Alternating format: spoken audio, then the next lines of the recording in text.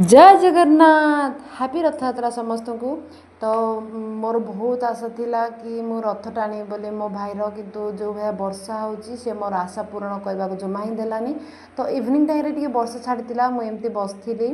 तो सार तो ड्यूटी जाते तो जस्ट अबार खटखट है तो मुझे खोलला बेलू आसिक सार सांगे पहुँची गले कहले कि बाहर जावा मुझे कड़े ना रथ यात्रा देखी जावा एठू पाटर कथा बाहरी ना ना मु तो बहुत माने ये अच्छी मो भाई को देखीजी बोली सांगे सांगे बाहरी पड़ी सांगे सांगे गाड़ी आम गड़ला मो भाई पाखक तो जाकि सांगे सांगे पहुँची गलु पहुँची देखिपे पुरी रे कि भिड़ ये केते भिड़ तो आज आज किंतु मो भाई एते सुंदर देखा जाउथला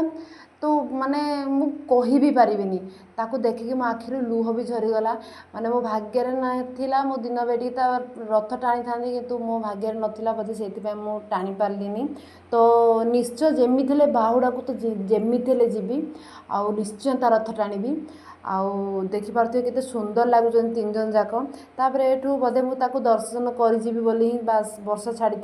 तो सेठी थिलु वर्षा टिप टिप कला देखुन जेहेतु छोट छुआटा तो से सांगे सांगे दर्शन करके सांगे सांगे घर को रिटर्न पळि आसिली किंतु मोर जमा भी आसा इच्छा नथला एते सुंदर लगुला मो भाई तो वीडियो को